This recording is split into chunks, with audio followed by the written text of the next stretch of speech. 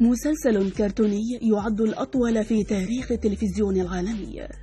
أثارت حلقاته الكثير من الغموض لتنبؤاتها السياسية. اتهمه البعض بكونه مخططا ماسونيا للتحذير من المؤامرات العالمية.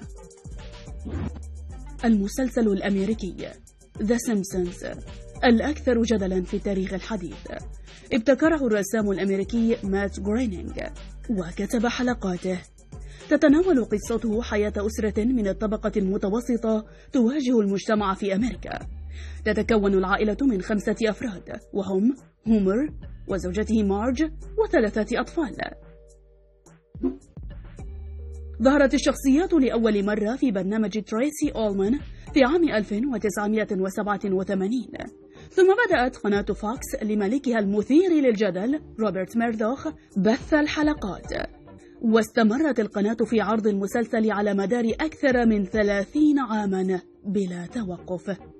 أثارت انتماءات مالك القناة والرسام الكثير من التساؤلات حول غرضهم مما يعرضوه، خصوصا وأن المسلسل يزدري الأديان ويسخر من الإيمان بها. شهرة المسلسل العظمى جاءت من تنبؤه بأحداث عالمية قبل حدوثها. ففي حلقة بارت نحو المستقبل تنبأ المسلسل في عام 2000 بفوز ترامب بالرئاسة، كما تنبأ في عام 2015 بمشهد وقت ترشح ترامب حدث بالفعل بعدها بعام واحد.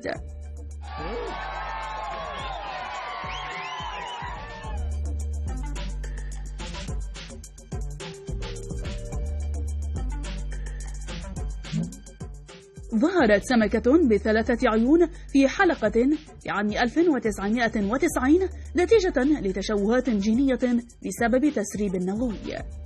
تم اكتشاف سمكة في عام 2011 بنفس المواصفات في الأرجنتين بسبب تسرب نووي.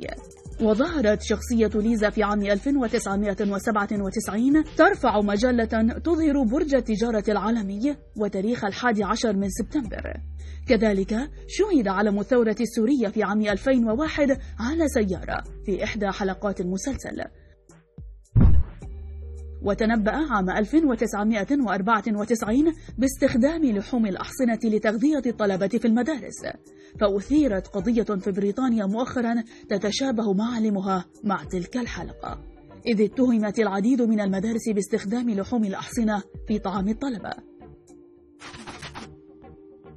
من التنبؤات أيضا مقتل المغني برينس في إحدى حلقات المسلسل في عام 2008. وفي عام 2016 قتل برينس فعلا في ظروف غامضة أثارت الشك في المسلسل. تنبأ كذلك عام 2014 بفساد الفيفا وتلقيهم رشن مقابل الفوز والتحكيم، فأثيرت قضية فساد الفيفا بعدها بعام واحد ليتم القبض على بلاتيني وبلاتر.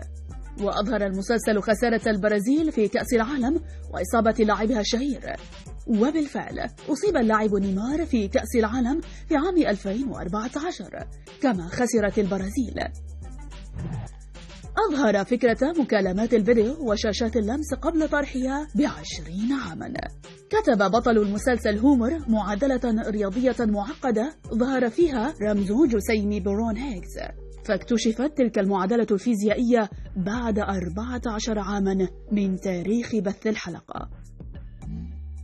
ولمحت شخصية مارج لمرض فيروس الإيبولا في عام 1997 ليظهر ذلك الوباء في العالم في عام 2014 موديا بحياة الآلاف.